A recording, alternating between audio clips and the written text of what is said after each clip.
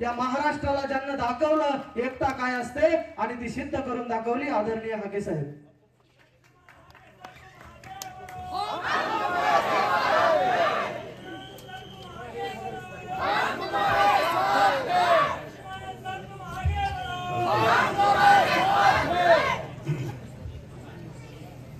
माजलगाव किल्ले धारूर वडवणी विधानसभा मतदारसंघातील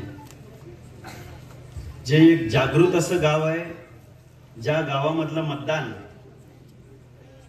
आता ते टक्केवारीचं मला कळत नाही, माझं शिक्षण कमी आहे बरं का, 1000 मतापैकी अवघी 2 मतं विरोधात गेली, ते बी चुकून गेलेत बरं का.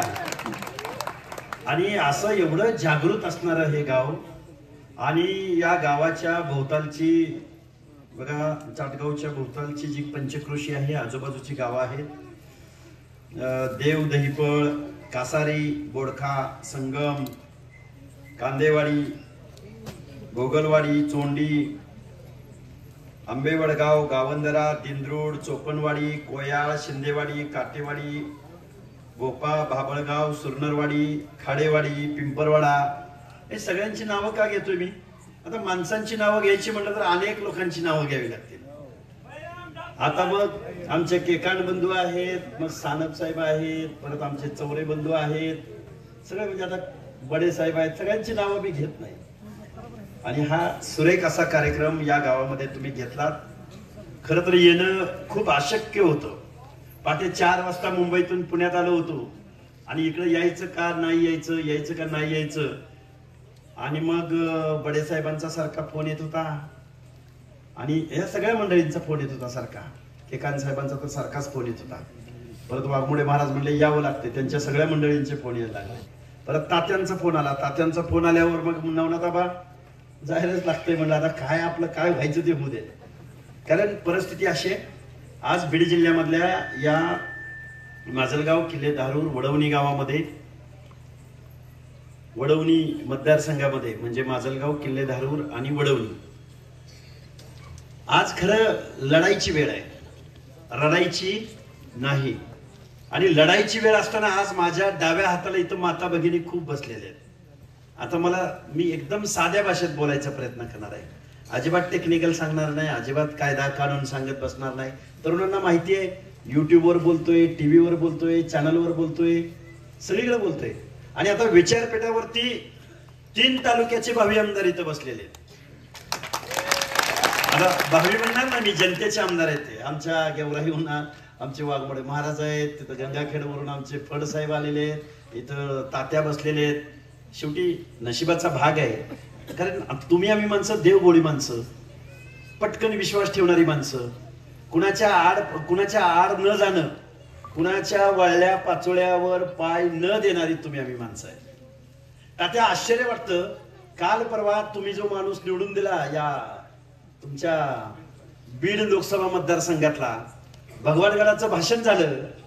भगवानगडाचं भाषण झाल्यावर ताई बोलल्या होत्या की कोयते आता घासून ठेवा. तर हा म्हणतो किती दिवस कोयते घासायला लावताय, ऊस लावायला लावा. काय म्हणला? ऊस लावायला लावा. अरे ऊस लावण्यासारखी जर फर्टाईल लँड आमच्याकडे असती, आणि तुम्ही जर आम्हाला कारखाने काढू दिले असते, तुम्ही जर आमची माणसं निवडून येऊ दिली असती, तर आम्ही तुम्हाला ऊस तोडायला लावला असता. झालं आमच्या गावगाड्यातल्या 18 पगड जातींच्या मध्ये तुम्ही भांडणं लावली. गावगाड्यामधला माळी, साळी, कोळी, तेली, हटकर, धनगर, सनगर, वंजारी, लोणारी, परीट, गुरव, गडशी, नाभिक, सुतार, लोहार, कुंभार, बेरड, बेडर, रामोशी, गावगाड्यातल्या माझ्या मुस्लिम समाजातली माणसं, कासार, बागबान, गावगाड्यातली आमची तेली, तांबुडी, 18 पगड जातीची माणसं. या जातीच्या माणसाने एकच काम करायला लावलं, प्रत्येकाचं डिवायडेशन केलं. बलुतेदार एकीकडं, आलुतेदार एकीकडं, भटक्या विमुक्त जाती जमाती एकीकडं. ते जरांगे तर काल परवापर्यंत म्हणत होतं की आमचं आणि धनगरांचं भांडणच नाही. फडसाहेब, आम्ही काही त्यांचं मागतच नाही, आमचं आणि बंजाऱ्याचं कुठे भांडण आहे म्हणतात. मग आता आपल्या ज्या मेजर जाती आहेत या गावगाड्यातल्या ओबीसी मधल्या, बंजारा असेल, वंजारी असेल, धनगर असेल, या सगळ्या विजय एनटी मध्ये आहेत. म्हणजे हे बाजूला काढायचे आणि मग छोटे छोटे छोटे छोटे बलुतेदार आलुतेदार छोट्या छोट्या जाती आहेत 19% 27% ते काही चळवळ करू शकत नाहीत, ते काही रस्त्यावर उतरू शकत नाहीत आणि मग त्याच्यात घुसखोरी करायची आणि अख्खं आरक्षण संपवायचा घाट जरांगे नावाच्या माणसाने घातला. आणि दुर्दैव या महाराष्ट्राचं असं की त्या जरांगेला पाठिंबा देण्याचं सगळ्यात पहिल्यांदा काम जर कोणी केलं ते शरदचंद्रजी पवार नावाच्या माणसाने. काय आता एवढा मोठा माणूस आहे, आता विचारपीठावर बसलेली सगळी माणसं म्हणतील हाके सर तुम्ही लय मोठ्या माणसावर बोलताय, किती मोठा माणूस आहे राव. अजिबात घ्यायचं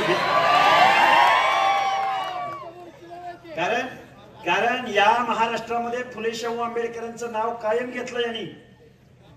एका बाजूला म्हणले आम्ही जाणते राजे, एका बाजूला म्हणले आम्ही पुरोगामी नेते, पण गावगाड्यातल्या सगळ्या लोकांना ज्यावेळी काही संधी द्यायची वेळ आली त्यावेळी या माणसाने कारखाने आपल्या नातेवाईकांना दिले, आमदारच्या खासदारच्या तिकीट आपल्या नात्या गोत्यातल्या लोकांना दिली आणि गावगाड्यामध्ये तुम्ही आम्ही सगळी माणसं.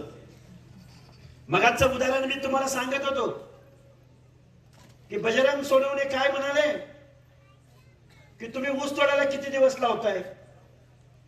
अरे बजरंग सोनवणे या महाराष्ट्रामध्ये मराठ्यांना सोडून या महाराष्ट्रामध्ये पहिला कारखाना कोणी काढला तो स्वर्गीय लोकनेते गोपीनाथराव मुंडे यांनी काढला. पण पुढचा ऐका, माझा नेता संघर्ष करत होता या महाराष्ट्राच्या भूमीत, गावगाड्यातला महाराष्ट्रातला, मग पश्चिम महाराष्ट्र असो, विदर्भ असो, मराठवाडा असो, खानदेश असो की कोकण असो, प्रत्येक माणसाच्या मनामध्ये बारूद पेरण्याचं काम जर कोणी केलं असेल तर ते लोकनेते गोपीनाथराव मुंडे यांनी केलं. आता गावात आलोय म्हणून बोलत नाही, पहिला कारखाना त्यांच्या कारखान्याला पहिली परवानगी कधी मिळाली? स्वर्गीय अटल बिहारी वाजपेयी नावाचा माणूस या देशाचा पंतप्रधान झाला आणि मग गोपीनाथराव मुंडे यांच्या कारखान्याला लेटर ऑफ इंटेंट मिळालं. म्हणजे गोपीनाथराव मुंडे नावाचा माणूस सत्तेत गेला, गावगाड्यातल्या सगळ्या माणसांना तो आपला वाटला. तात्या मी पंढरपूरच्या पलीकडून इथं आलोय, सांगोला माझं गाव आहे. मी नेहमी माझ्या सभेत सांगत असतो की गोपीनाथराव मुंडे यांचं नाव टीव्हीला बघितलं, पेपरला आलं की आमची जुनी जाणती माणसं, आता पश्चिम महाराष्ट्रात धनगर समाज जास्त आहे, माळी समाज जास्त आहे, या दोन जाती जर एकत्र आल्या ना, मग गावातला गावगाडा जर एकत्र आला तर हे राजकारणात टिकूच शकत नाही. पण नुसतं धनगर आणि माळी जरी एकत्र यायचं ठरवलं तर पश्चिम महाराष्ट्रामधले यांचे आमदार हाताच्या बोटावर मोजण्या एवढेच निवडून येतील. पण मग आमच्या तिथल्या माणसांना काय वाटायचं, मुंडे साहेबांची एक जर बातमी आली तर आमची धनगर समाजाची माणसं, जुनी जाणती माणसं म्हणायची की आपल्या जातीचा माणूस एवढा मोठा झालाय. काय म्हणायची? आपल्या जातीचा माणूस म्हणायची मुंडे साहेबांना. का म्हणायची असं? कारण लोकनेते स्वर्गीय गोपीनाथराव मुंडे यांनी जातीपातीच्या पलीकडे जाऊन, धर्माच्या पलीकडे जाऊन, पक्षाच्या विचारधारेच्या पलीकडे जाऊन, जो भारतीय जनता पार्टी नावाचा पक्ष आहे हा पुण्यासारख्या शहरात, कोकणासारख्या काही भागात, मुंबईसारख्या शहरातला पक्ष या महाराष्ट्रातल्या वाड्या वस्त्यावरती नेण्याचं काम जर कोणी केलं असेल तर ते स्वर्गीय गोपीनाथराव मुंडे यांनी केलं. मला तुम्हाला हे का सांगायचं आहे, कशासाठी सांगायचं आहे? खऱ्या अर्थानं तुम्ही या गावातली माणसं शानी आहात, जाणती आहात, तुम्हाला राजनीती कळाली.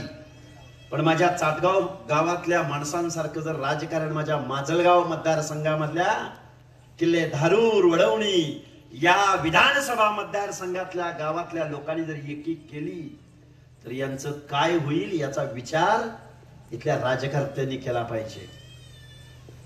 काय हो, तुम्ही आम्ही माणसं सगळी जण एकत्रित आलोय, इकडच्या बाजूला माझ्या माता भगिनी बसलेले आहेत. खरं तर आरक्षण आरक्षण आरक्षण कशासाठी आरक्षण, का दिले आरक्षण, कुणाला दिलं आरक्षण, केव्हा दिलं गेलं आरक्षण? आरक्षण वगैरे ह्या सगळ्या फालतू गोष्टी आहेत. या माणसांना गावगाड्यातलं सरपंच पदापासून ते जिल्हा परिषदेच्या अध्यक्ष पदापर्यंत आरक्षण यांना ताब्यात घ्यायचंय. एवढा एकच अजेंडा यांच्या डोळ्यासमोर आहे आणि गावगाड्यातल्या ओबीसींना संपवण्याचं कारस्थान काय आहे. तुम्ही आम्ही माणसं, आज या चाटगाव गावामधली सगळी माणसं तुम्ही आहात. मला तुम्हाला जबाबदारीने सांगायचंय, मी महाराष्ट्रामध्ये फिरणारा माणूस आहे. मुंबईच्या मंत्रालयामध्ये गेलं, तात्या मंत्रालयामध्ये गेलं, सुपर क्लास वन अधिकारी बघितले की वंजारी समाजाची पोरं तिथं अधिकार पदावर काम करताना दिसून येतात. महाराष्ट्रामध्ये एमबीबीएस डॉक्टर होणारी पोरं बघितली की तिथं धनगर समाजाची, बंजारा समाजाची, वंजारी समाजाची पोरं डॉक्टर होताना दिसून येतात. पण त्याच वेळी या महाराष्ट्रामध्ये कारखान्याचे धुराडे तिकडे पेटले की त्या इरिगेटेड भागामध्ये ऊसतोडणी मजुराचं काम करणारी माणसं सुद्धा तुमची आमचीच असतात. एका बाजूला ब्रिलियंट म्हणून तुमच्याकडे बघितलं जातं आणि दुसऱ्या बाजूला गावगाड्यातलं शारीरिक श्रमाचं, अंग मेहनतीचं काम करणारी माणसं म्हणून सुद्धा तुमच्याकडेच बघितलं जातं. हे का सांगायला लागलोय मी तुमच्या समोर? गावगाड्यामध्ये बाबांनो, हे ओबीसीचं आरक्षण असं तसं नाही. हे आरक्षण मिळत असताना डॉक्टर बाबासाहेब आंबेडकरांना विरोध झाला. डॉक्टर बाबासाहेब आंबेडकरांना विचारलं, पंडित जवाहरलाल नेहरू, सरदार वल्लभभाई पटेल सगळ्या मंडळींनी विचारलं, बाबासाहेब गावगाड्यातल्या दलितांना तुम्ही आरक्षण दिलं, आदिवासींना आरक्षण दिलं, आम्ही समजू शकतो. ज्यांच्या बाबतीमध्ये अच्युतपणा पाळला गेला, स्पृश्यता पाळली गेली, गावच्या गाभाऱ्यात ज्यांना प्रवेश दिला नाही त्यांना तुम्ही आरक्षण दिलं, आम्ही समजू शकतो. पण गावगाड्यातल्या माळ्याला, तेल्याला, कोळ्याला, धनगराला, वंजाऱ्याला, बंजाऱ्याला या लोकांना तुम्ही आरक्षण का देताय? या लोकांच्या बाबतीमध्ये कधी स्पृश्यता पाळली गेली? त्यावेळी डॉक्टर बाबासाहेब आंबेडकरांनी त्या संसदीय समिती समोर बोलले की गावगाड्यातल्या दलिताला मी कायद्यानं आरक्षण दिलंय, पण डोंगराच्या कुशीला काबाड कष्ट करणारी माणसं कोण असतील तर ती तांड्यावरती बंजारा असतील, वाड्या वस्त्यावर वंजारी असतील, आणि डोंगराच्या कुशीला दारू गाळणारी बेरड रामोशी असतील, त्या माणसांना सुद्धा मला शिक्षणाच्या प्रवाहात घ्यायचं आहे. त्या माणसांना सुद्धा we the people of India, आम्ही या भारताचे राज्यकर्ते लोक, आम्ही प्रशासन कर्ते मंडळी या लोकशाहीमध्ये गावगाड्यातल्या प्रलय म्हणून आम्ही या लोकांना ओबीसीचं आरक्षण देतोय. डॉक्टर बाबासाहेब आंबेडकरांनी 340व्या कलमामध्ये तुम्हाला आरक्षण दिलं, 341व्या कलमामध्ये एसटीला आरक्षण दिलं आणि 342व्या कलमामध्ये एससीला आरक्षण दिलं. पण या ओबीसींना आरक्षण दिलं नाही म्हणून महामानव डॉक्टर बाबासाहेब आंबेडकरांनी आपल्या कायदे मंत्री पदाचा राजीनामा दिला. हे का सांगतोय मी तुम्हाला? कारण तुमच्या आमच्या तरुणांना या गोष्टी कळल्या पाहिजेत. आता विधानसभेला तुम्हाला आम्हाला सामोरं जायचंय. विधानसभेला सामोरं जात असताना तुमचं आमचं मत, मला अभिमान आहे, ज्या गावामध्ये आता ही सभा होते आजूबाजूच्या पंचक्रोशी मधले इथे तरुण आलेले आहेत, तुमचा आमचा माणूस या कायद्याच्या सभागृहामध्ये तुमचा आणि आमचाच गेला पाहिजे. कुणाचा गेला पाहिजे? तुमचा आणि आमचाच गेला पाहिजे. त्याचं कारण असं आहे की ज्या ज्या माणसांना तुम्ही आमदार खासदार केलं, ज्या ज्या माणसांना तुम्ही या महाराष्ट्राचं मुख्यमंत्री केलं, ज्या ज्या माणसांना तुम्ही मंत्रिमंडळामध्ये स्थान दिलं, ती माणसं आज तुमचं आरक्षण जात असताना मूग गिळून गप्प बसले. अरे पण गप्प बसायचं तर औचित्य दाखवायचं ना. जरांगेला जाऊन पाठिंबा देतेत, जरांगेचा पाठिंबा घेतेत. या महाराष्ट्रामध्ये तुम्हाला आम्हाला बेदखल केलं गेलंय. तुमच्या आमच्या घरामधली वंदनीय गोपीनाथराव मुंडे यांची एक कन्या बीड लोकसभा मतदारसंघामध्ये निवडणुकीला उभी राहिली. अरे 48 पैकी 32 खासदार तुमचे निवडून गेले. अरे आमच्या हक्क आणि अधिकारावरती लढणाऱ्या वंदनीय गोपीनाथराव मुंडे यांची कन्या या देशाच्या संसदेत जाणार होती, तेवढी एक सुद्धा तुम्हाला चालली नाही. बोलली असती ना तुमच्या आमच्या प्रश्नावर, म्हणाले असते ना आमच्या ओबीसीच्या प्रश्नावर आम्हाला काहीतरी एखादा शब्द मांडायचा आहे, त्या कायद्याच्या सभागृहात बोलले असते की नाही बोलले असत्या? या महाराष्ट्रातल्या सगळ्या लोकांना माझं सांगणं आहे, विशेष करून भाजपच्या कार्यकर्त्यांना आणि नेत्यांना सांगणं आहे, तुम्हाला ठाम भूमिका घ्यावी लागेल, तरच तुमचा हरियाणा मधला प्रयोग इथं यशस्वी ठरू शकतो. काय आजकाल मीडियाची मंडळी आहेत, त्या काय म्हणतात माहितीये का, हरियाणाची पुनरावृत्ती महाराष्ट्रात होणार. हरियाणामध्ये जाटांना पराभूत व्हावं लागलं आणि ओबीसीचा मुख्यमंत्री हरियाणात झाला. मग महाराष्ट्रामध्ये जर ओबीसीचा मुख्यमंत्री तुम्ही करणार असाल, भारतीय जनता पार्टीच्या लोकांना सांगणं, तुम्हाला ठाम भूमिका घ्यावी लागेल. आणि तुम्ही जर ठाम भूमिका घेणार नसाल आणि ओबीसीच्या माणसांना तिकीट देणार नसाल, तर आम्ही सुद्धा मग पर्यायी व्यवस्था या महाराष्ट्रात तयार केलेली आहे. एका बाजूला म्हणायचं ओबीसी आमचा डीएनए आहे, दुसऱ्या बाजूला म्हणायचं हरियाणाची पुनरावृत्ती महाराष्ट्रात घडणार आहे, ओबीसी आमच्या बाजूला राहणार आहे. तर मग यापुढं आणि 288 पैकी ओबीसीना तिकीट किती देणार आणि तुमच्या जाहीरनाम्यामध्ये आमच्या आरक्षणावरती ठाम भूमिका तुम्ही घ्या. घेतील, घेणार असतील तर त्यांचं स्वागत आहे. आणि भाजपलाच नाही बोलत, मी शिवसेनेला सुद्धा बोलेन, काँग्रेस राष्ट्रवादीला सुद्धा बोलेन. पण शरदचंद्रजी पवार, तुम्ही तो अधिकार गमावलेला आहे. कारण गेल्या 5-6 महिन्याच्या कालावधीमध्ये तुम्ही काय काय उद्योग केले हे आम्ही ओबीसी बांधवांनी बघितलेले आहेत. तुम्हाला जे जाहीर सभेत बोलता येत नाही ते तुम्ही जरांगेच्या तोंडून बोलवून घेतलं आणि इथल्या ओबीसीचं आरक्षण संपवण्याचं महापाप यशवंत आपल्या शंकरराव चव्हाणांचा मुलगा अशोकराव चव्हाणांपासून पृथ्वीराज बाबा चव्हाणांपासून शरदचंद्रजी पवारांपर्यंत सगळ्या मंडळींनी केलंय. कोण कुठल्या पक्षाचा असेल त्याला राग आला तरी चालेल. आम्ही गरीब झालो, आम्ही गरीब झालो, आम्ही गरीब झालो, या ओबीसीने आमचं आरक्षण खाल्लं. अरे काय खाल्लं नक्की ते तरी सांगा. या महाराष्ट्रामध्ये 1% बजेटरी तरतूद आम्हा ओबीसीना दिली जाते. गोपीनाथराव मुंडे कामगार कल्याण मंडळ या महाराष्ट्रात अस्तित्वात आलं ऊसतोड मजुरांसाठी. अरे 1-2 कोटीचा सुद्धा निधी आम्हाला मिळत नाही. 1-2 कोटीचा आता केंद्रीयांना काहीतरी अध्यक्ष झाले. माझं तुम्हाला सांगणं आहे की गावागाड्यातल्या माणसांना काहीही मिळालं नाही. जरांगे साहेब, तुम्ही काय म्हणता? एका बाजूला तुम्ही म्हणता की आम्हाला ओबीसीने आमचं काय केलं, आमचं वरबाडून खाल्लं. काय खाल्लं ओबीसीने तुमचं? ओबीसीचे कारखाने किती झाले? बडेसाहेब किती आहेत कारखाने ओबीसीचे सांगू शकाल? महाराष्ट्रातल्या किती डीसीसी बँकांचे अध्यक्ष ओबीसी आहेत सांगू शकाल? या महाराष्ट्रामध्ये आमदार खासदार किती ओबीसीचे तुम्ही सांगू शकाल? या सगळ्या प्रश्नांची उत्तरं नाही अशी आहेत. म्हणून जरांगे नावाच्या माणसाला आमचं सांगणं आहे, तू ज्या ज्या आमदारांना पाठिंबा देशील, जरांगे ज्या ज्या आमदारांना पाठिंबा देईल आणि जे जे उमेदवार जरांगेचा पाठिंबा घेतील त्या माणसांना ओबीसी मतदान करणार नाही, अजिबात करणार नाही. कारण गावगाड्यातली आमची पोरं लेकरं बाळ, अरे आमच्या लेकी बाळी दिवसभर काम करतात, शारीरिक श्रमाचं काम करतात, घाम गाळण्याचं काम करतात, मेंढपाळीचा व्यवसाय करतात, ऊसतोड मजुरीचं काम करतात. अरे आम्ही जन्मानं मागास आहोत, आम्ही जन्मानं विजयंती मध्ये आहोत, आम्ही जन्मानं वंजारी बंजारा आहोत. आणि तुम्ही मागून घेताय मागासवर्गीय पण संविधानाला ते अपेक्षित नाही. बाय बर्थ जो मागासवर्गीयामध्ये जन्माला आलाय त्यालाच सामाजिक मागासलेपणाचे निकष पूर्ण करता येतात.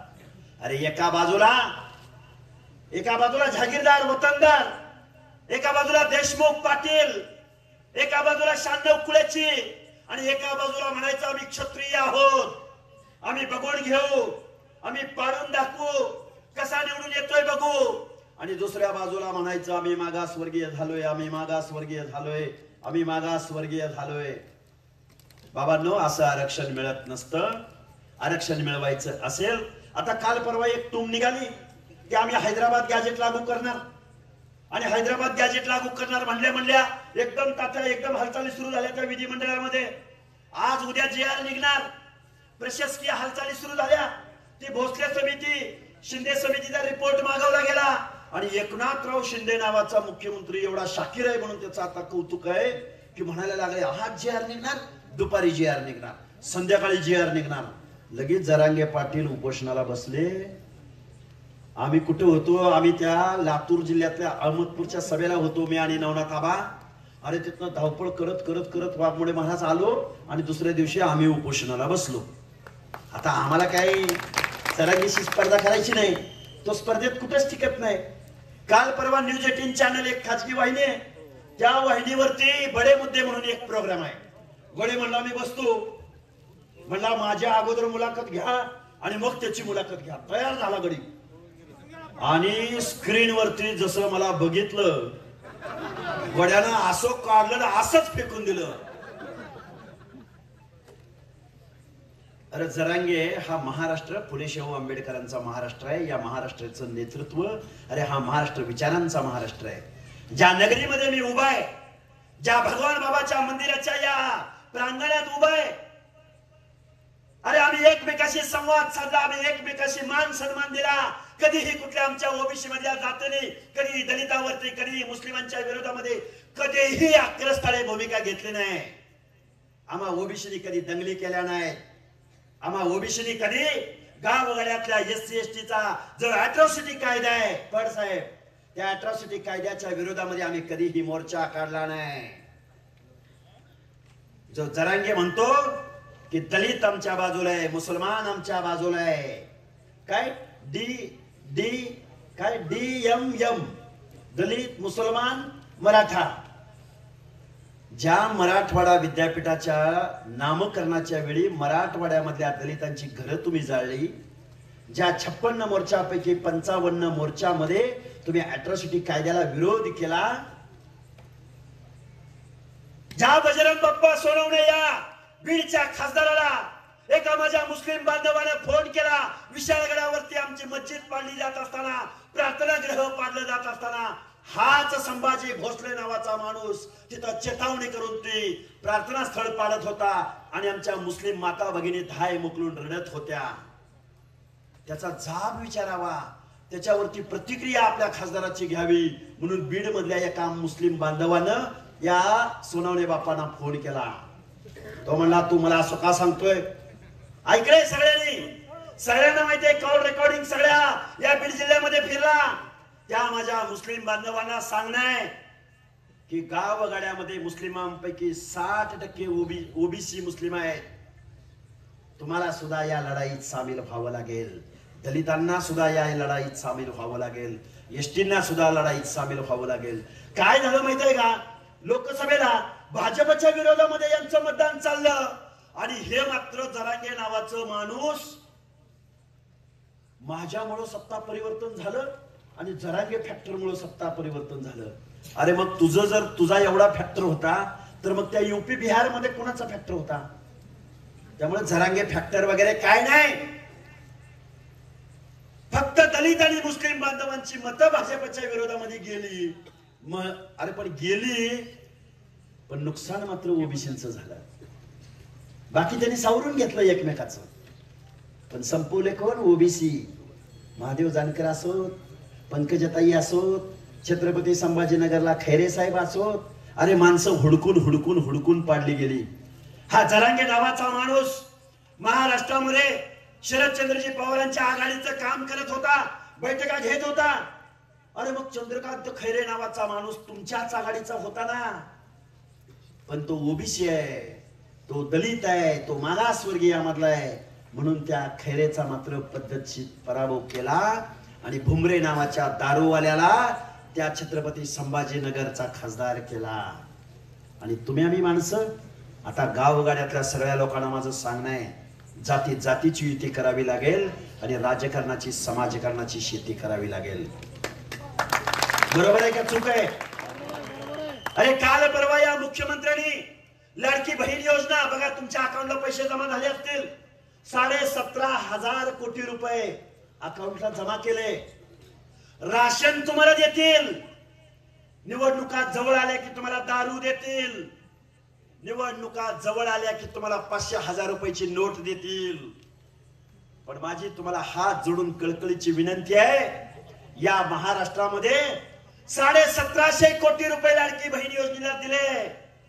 पण महाराष्ट्रामध्ये 36 जिल्हे आहेत. सगळे नेते मंडळी इथं उपस्थित आहेत.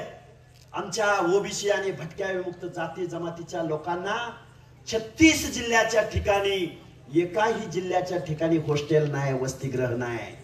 किती पैसे लागतात माहितीये का? 36 आणि 36 72 वसतिगृह उभी करायची आहेत.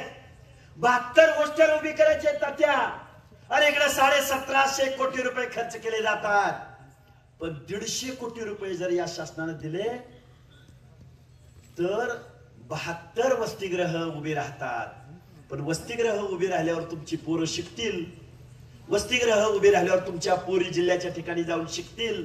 आणि शिकल्यानंतर बाबासाहेब म्हणायचे वाघिणीचं दूध प्यालं की तो मग गुरगुरल्याशिवाय राहत नाही. अरे तुम्ही शिकून कसं चालल? तुम्ही ऊस तोडला पाहिजे. आणि तुम्ही ऊस नाही तोडला तर आम्हाला हार्वेस्टर परवडणार आहे का? म्हणजे इथली व्यवस्था तुमच्या हातामध्ये कोयता देते आणि यांच्या हातामध्ये आमदार खासदारकी येते. म्हणून तुम्हाला आम्हाला जागं व्हावं लागल, शिकावं लागल. शिकलेल्या माणसाने मागं फिरून बघावं लागल. काय आहे आरक्षण म्हणजे? आरक्षण म्हणजे रिप्रेझेंटेशन आहे. आरक्षण म्हणजे प्रतिनिधित्वाचा कायदा आहे. आरक्षण म्हणजे ज्या ज्या समूहाला निर्णय प्रक्रियेत येता आलं नाही.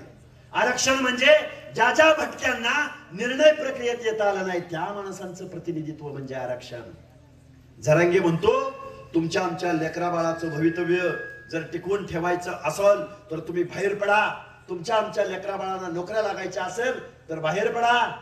अरे जरांगे, आरक्षण म्हणजे प्रत्येकाच्या घरामधला पोरगा आमदार खासदार होणार नाही. आरक्षण म्हणजे प्रत्येकाच्या घरातलं पोरग कलेक्टर होणार नाही. आरक्षण म्हणजे प्रत्येकाच्या घरातल्या पोराला नोकरी लागणार नाही. आरक्षण म्हणजे प्रतिनिधित्व आहे. आरक्षण म्हणजे आमच्या जातीमधला एखादा दुसराच कलेक्टर युपीएससीच्या लिस्ट मध्ये येऊ शकतो. आरक्षण म्हणजे 100-200 कलेक्टर नाही होऊ शकत. प्रतिनिधित्व, रिप्रेझेंटेशन.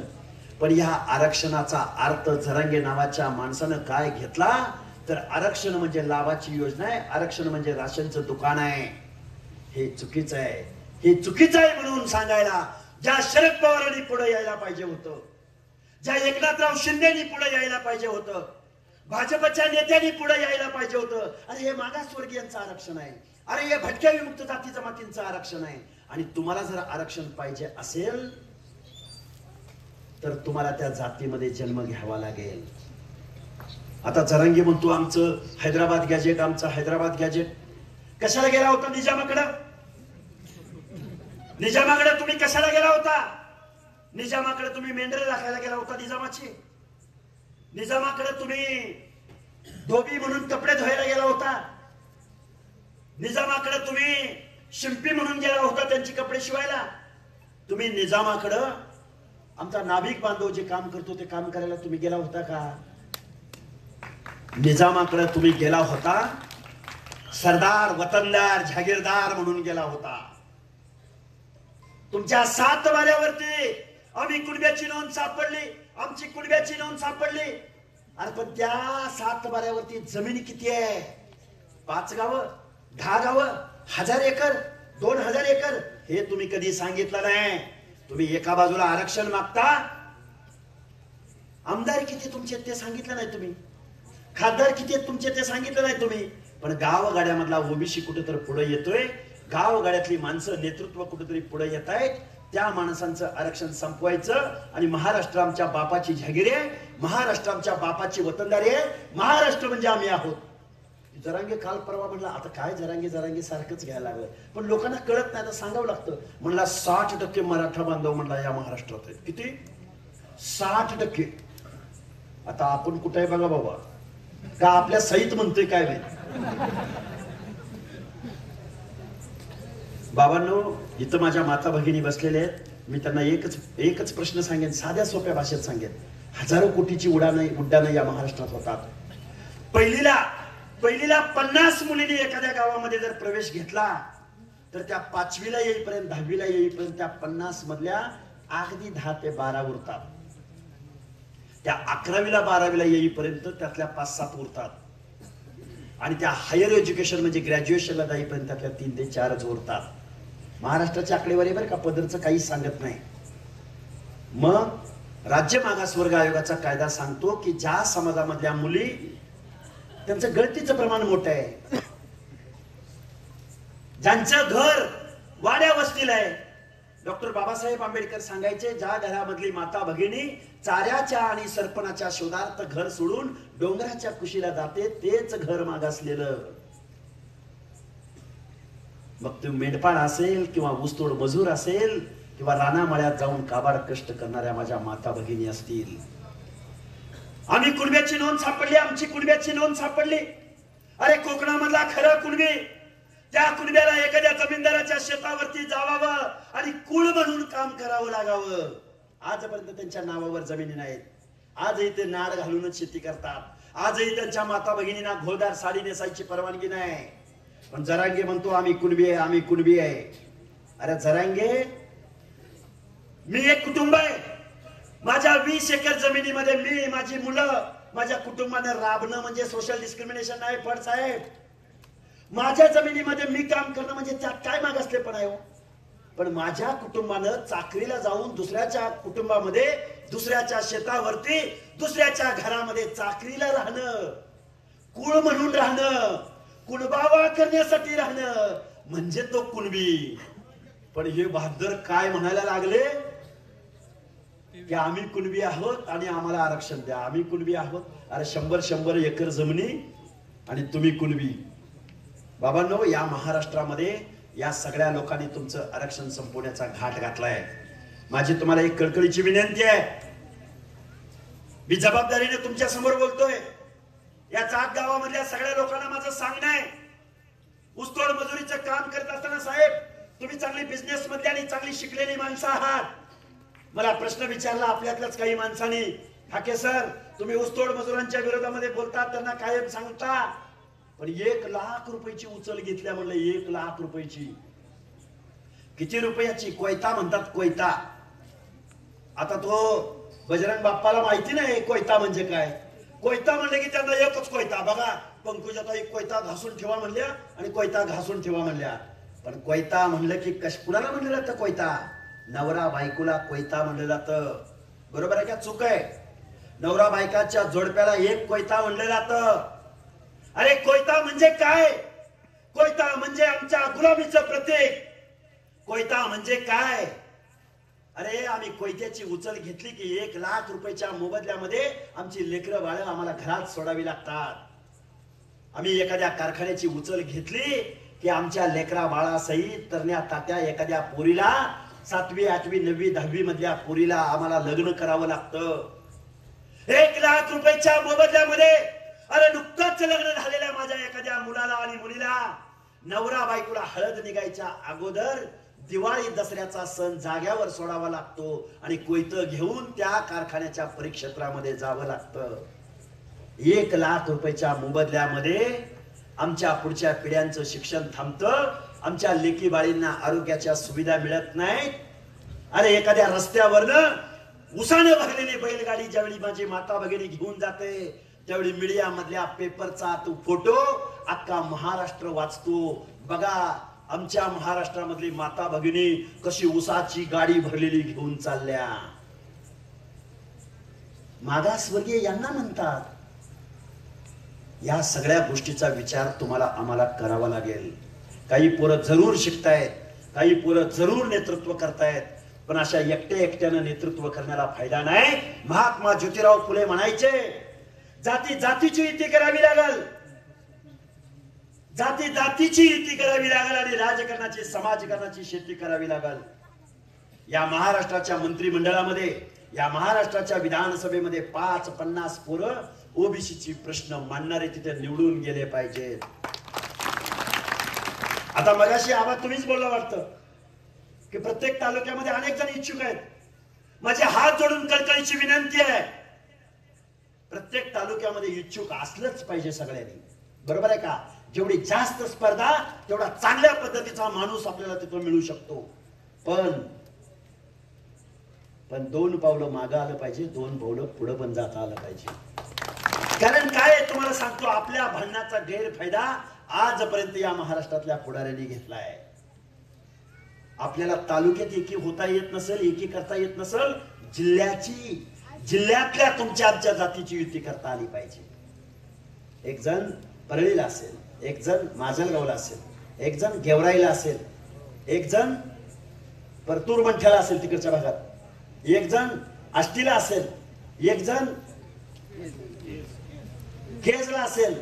अरे तुम्ही जर गावगाड्यातली सगळी मंडळी एकत्र आला ना, डिपॉझिट जप्त होतील. डिपॉझिट जबाबदारीने बोलतोय. तुमच्या मनामध्ये एक विश्वास निर्माण झाला पाहिजे.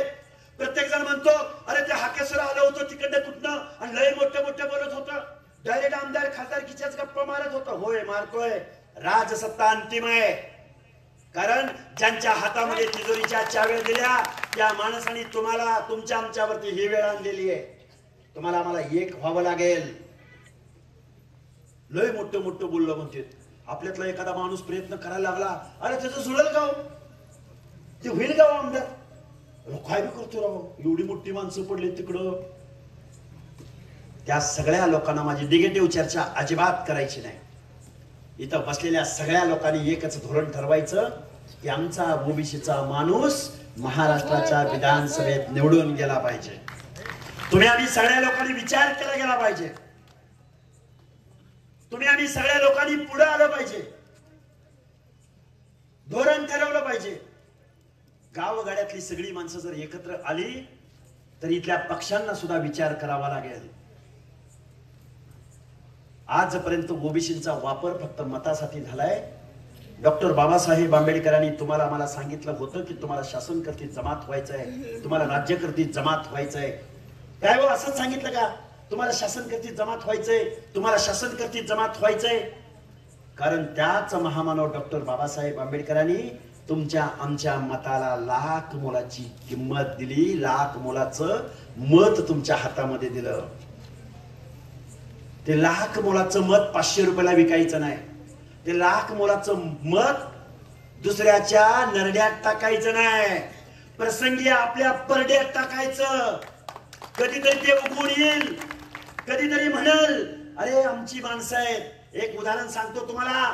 वंदनीय गोपीनाथराव मुंडे नावाचा माणूस, 2012 ची गोष्ट आहे. असा लेचा पेचा नव्हता. काही माणसं म्हणतात अरे आम्ही ओबीसीची बाजू घेतली तर ही लोक आमच्या अंगावर येतील, आम्ही ओबीसीची बाजू घेतली तर ही माणसं आम्हाला टार्गेट करतील. अरे गोपीनाथराव मुंडे नावाचा माणूस आपल्या कुठल्या गैर्याला घाबरत नव्हता. एरिया गैर्याला 2012 साली 11 साली जातनिहाय जनगणना व्हावी, ओबीसींना बजेट मिळावं, ओबीसींचे हक्क अधिकार मिळावेत म्हणून दिल्लीमध्ये संसदेला घेराव घातला गेला होता 2011 साली. त्या घेरावामध्ये कोण कोण होतं? लालू प्रसाद यादव, त्या घेरावामध्ये स्वर्गीय रामविलास पासवान, त्या घेरावामध्ये स्वर्गीय करुणानिधी, त्या घेरावामध्ये कनिमोळी आणि त्या घेरावामध्ये समीरजी भुजबळ त्यावेळी खासदार होते आणि त्यांचं नेतृत्व करत होता स्वर्गीय गोपीनाथराव मुंडे नावाचा माणूस. घाबरला नाही. मी ओबीसीची बाजू घेतली तर माझं काय होईल? अजिबात नाही. भारतीय जनता पार्टीचा देशाचा उपनेता, संसदेचा उपनेता मागणी काय करत होता की ओबीसीची जातनिहाय जनगणना झाली पाहिजे. अरे एका बाजूला भगवानगडावरती ऊसतोड मजुरांच्या, काबाड कष्ट करणाऱ्या माणसांच्या खांद्यावरती हात ठेवावा आणि म्हणावं चल तुला लढायचंय, 1 वर्षभर तुला संघर्ष करायचंय. आणि दुसऱ्या बाजूला तोच माणूस मुंबईमध्ये जाऊन विधानसभेच्या पुढे उभं राहून अनेक राजांना, अनेक सरदारांना, अनेक वतनदारांना म्हणायचा थांब तुला यावर्षी थांबावं लागेल, थांब तुला यावर्षी मी आमदार करतो, थांब तुला यावर्षी मी मंत्री करतो. अरे एवढी गुणवत्ता तुमच्या आमच्या माणसाच्या, तुमच्या आमच्या माणसामध्ये होती. म्हणून बाबांनो तुम्हाला आम्हाला इथून पुढच्या कालावधीमध्ये गावगाड्यातल्या सगळ्या लोकांना एक करावं लागेल. सगळ्यांची भाषा समजून घ्यावी लागेल. सगळ्यांना समतोल प्रतिनिधित्व द्यावं लागेल. सगळ्यांना तिकिटे वाटावी लागतील. परत जर कोण शरद पवार होत असेल, अरे शरद पवारांनी काय केलं? आता थोडं 1-5 मिनिटात संपवतो कारण समजलं पाहिजे लोकांना आपल्या. काय केलं शरद पवारांनी? पुरोगामी नेता, ज्या पश्चिम महाराष्ट्रामध्ये शरद पवारांचा एक विधानसभा मतदारसंघ सांगा आणि एक लोकसभा मतदारसंघ सांगा की त्या मतदारसंघामध्ये अर्धी लोकसंख्या धनगरांची आहे. अर्धी. अरे 1,00,000 लोकसंख्या असावी, 60,000 लोकसंख्या असावी, 80,000 लोकसंख्या असावी, पण त्याच समाजाचा एकही खासदार शरद पवारांनी देशाच्या संसदेत जाऊ दिला नाही. आता तुम्ही म्हणाले हाके सर तुम्ही धनगरावर बोलायला लागला. मग धनगराची संख्या एवढी असताना धनगराचा जर संसद सदस्य होत नसेल तर मग गावगाड्यातल्या माझ्या बेरड बेडर रामोशी आजपर्यंत एकही बेरड रामोशी समाजाचा एकही आमदार या महाराष्ट्राच्या विधानसभेत गेला नाही. एकही नाभिक समाजाचा आमदार या महाराष्ट्राच्या विधानसभेत गेला नाही. किती दुर्दैव असेल या महाराष्ट्राचं. बलुतेदाराची बाजू मांडायला, अलुतेदारांची भटक्यांची कुडमुड्या जोशाची बाजू मांडायला एकही माणूस या देशाच्या या महाराष्ट्राच्या संसदेत किंवा विधानसभेत गेला नाही. बाबांनो, तुम्हाला आम्हाला गावगाड्यातल्या लोकांना एकत्र यावं लागेल आणि या राजकारणाचा राजदंड हातात घ्यावा लागेल. राजसत्ता आणि राजपाट हा मागून मिळत नसतो, तर तो नेहमीच हिसकावून घ्यायचा असतो. हे तत्व या महाराष्ट्रामध्ये या देशामध्ये जर कोणी दिलं तर ते बाबासाहेबांनी दिलं आणि माझ्या बीड जिल्ह्यामधल्या भूमीमध्ये जर कोणी दिलं तर ते वंदनीय गोपीनाथराव मुंडेंनी दिलं. बघा, आता भाजपचे कोण पदाधिकारी असतील तर सांगा तुमच्या नेतृत्वाला, हरियाणाची पुनरावृत्ती घडवायची असेल तर आमची माणसं किती देणार सांगा. हरियाणाची पुनरावृत्ती घडवायची असेल तर आम्हा ओबीसीच्या आरक्षणाबद्दल ठाम भूमिका घ्या. करा ना म्हणा, ओबीसीच्या मुख्यमंत्र्याच्या नावाची डिक्लेरेशन करा. कसं तुम्ही सत्य देत नाही बघू. अरे चारही पक्षांचे नेते यांचेच, शिवसेनेचा उमेदवार यांचाच, भाजपचा उमेदवार यांचाच, काँग्रेसचा उमेदवार यांचाच, राष्ट्रवादीचा उमेदवार यांचाच. अरे तुमच्या आमच्या माणसांची लाख लाख मतं 60-60 एका जातीची. मग ओबीसी केले तर मग ते 3 लाखापैकी 2 लाख असतात. पण तुमच्या आमच्या मताचा वापर निवडणुका जिंकण्यासाठी यांनी आजपर्यंत केला, पण तुमच्या आमच्या वाट्याला मात्र तुम्हाला आम्हाला एक साधं वसतिगृह दिलं नाही. म्हणून माझी तुम्हाला कळकळीची विनंती आहे, या महाराष्ट्राची विधानसभा, या देशाची संसद, या महाराष्ट्रामधल्या ओबीसीच्या प्रतिनिधींची वाट बघते. या महाराष्ट्राची विधानसभा माझ्या बीड जिल्ह्यामधनं 6 पैकी किमान 4 ते 5 आमदारांची वाट बघते की जे ओबीसीची भाषा बोलणारे असतील. बघा, ही लोक तर काय तुम्हाला आम्हाला तिकीट देतील असं वाटत नाही. तुम्हाला आम्हाला विचार करावा लागेल. तुम्हाला आम्हाला तुमची आमची माणसं निवडून आणावी लागतील. एक घोषणा देतो मी तुमच्या समोर, नवे पर्व. अरे ऐका ऐका, ऐकताय की नाही? नवे पर्व. आवाजच येत नाही कोणाला, काय भानगड आहे? नवे पर्व. ओ बघा बर का, खाली घोषणा काही दुसरी दिली का? दिली का? कुठल्या जातीची घोषणा दिली? लोकांनी ठरवलंय, लोकांच्या मनामध्ये स्पष्ट भावना आहे की आपली माणसं निवडून गेली पाहिजे. पण आता बघा, एक हार असतो. आता हार घातला गेला, मोठाच्या मोठा हार घातला की नाही, त्या हाराला रूप कधी आलं? एक झाली, पण ती एक काय असं लोहचुंबक आहे का? प्रत्येक फुलाच्या काळजामधून सुई वर आलेली आहे. काय आता साधं उदाहरण आहे म्हणून सांगतोय. प्रत्येक फुलाच्या काळजामधनं सुई घुसून वर आली. म्हणजे कसं आहे बघा, इसकटलेली फुलं हारातल्या फुलाकडे पाहून हसली. इसकटलेली फुलं त्या हारातल्या फुलाकडे पाहून हसली. मग हारातली फुलं म्हणाली, हे रूप यायला काळजात सुई घुसली. झाली का कविता? मी काय आकलले नाही बरं का. पण माझं मी तुम्हाला एक सांगेन की हारामधलं हाराचं रूप जर यायचं असेल, यशाचं रूप जर यायचं असेल तर अनेक फुलांना स्वतःच्या काळजात सुई घुसवून त्यामध्ये माळून घ्यावं लागेल, स्वतःला गाडून घ्यावं लागेल, स्वतःला एकरूप व्हावं लागेल, तरच तुम्हाला आम्हाला यश मिळेल. नाहीतर आजपर्यंत देशाला स्वातंत्र्य मिळाल्यापासून या महाराष्ट्राचं, हा महाराष्ट्र म्हणजे 18 पगड जातींचा महाराष्ट्र आहे. हा महाराष्ट्र म्हणजे भटक्या विमुक्त जाती जमातींचा महाराष्ट्र आहे. हा महाराष्ट्र म्हणजे, एकच शेवटचं उदाहरण सांगतो आणि माझं भाषण थांबवतो.